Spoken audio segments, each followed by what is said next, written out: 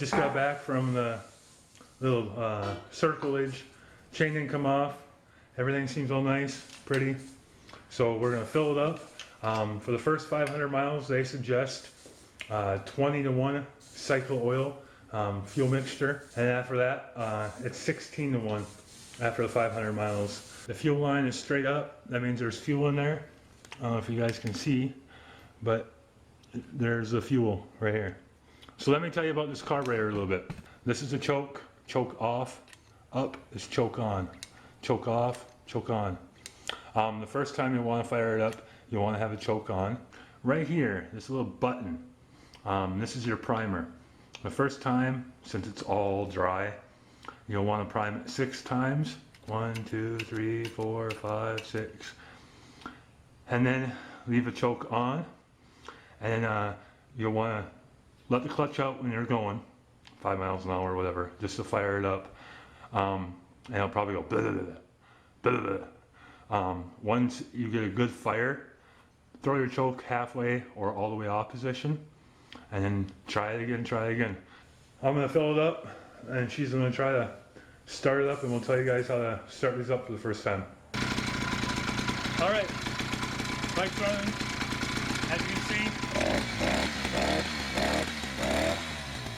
Been running for about 3 minutes. Let me turn this off real fast. Smell that paint. Anyway, this little needle right here, this is your air fuel mixture. You'll want to screw it in all the way, righty tighty, screw it in all the way. This one right here. And you'll want to back it out 2.5 screws. The more tight you come in, the more it's going to go high revolutions. The less you have it out, it's going to want to die. So it's going to take a little bit of tweaking. I'm going to tweak it out a little bit, and I'll give you guys another update. We just took about a mile ride, probably about a 2-mile ride around the lake. Went up to gas station, convenience store, got a soda and stuff. All 3 of us took ours. Far one over there is the Giant. That one's a piece of crap Trek. And it's rebuilt, so it's not bad. I got all the bugs worked out of this one. And this is the one that we just got done building. The only thing I could say that was wrong with it was a chain tensioner. Now it's pretty tight. It's a lot tighter than what it was, and it's tight enough now. We took it for a ride. You can hear the chain hitting this back frame, so we thought it was a bunch of loose bolts. It wasn't, just chain, but it runs good. It's faster than Trek. Giant's still the fastest. Probably when this one gets broken, it'll be faster than the Giant, or just as fast as the Giant and Trek. I don't know, maybe I'm just a fat ass. Total cost for everything, $150 for the engine, $150 for the bike, that's $300.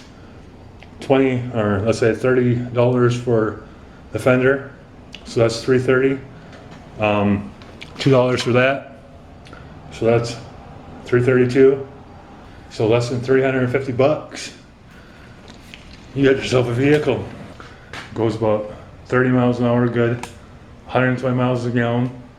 Like I said before, don't be a prick and get all the cops starting to look for us. We're not going to break the laws, but I don't think you guys should either, being a good American citizens. So, all right, guys. Well, thanks for the watching all the videos. I know it was a real long process. Trust me, it was about 4 times the amount that you guys are gonna watch. The only reason why is because I have to stop and I have to go through everything and try to articulate everything, which I suck at sometimes. That's what you get for about $350 and a little bit of time. But thank you for watching. Thank you for all the new subscribers. Please like and enjoy our videos. If you don't like them, dislike them. I mean, honesty is the best way.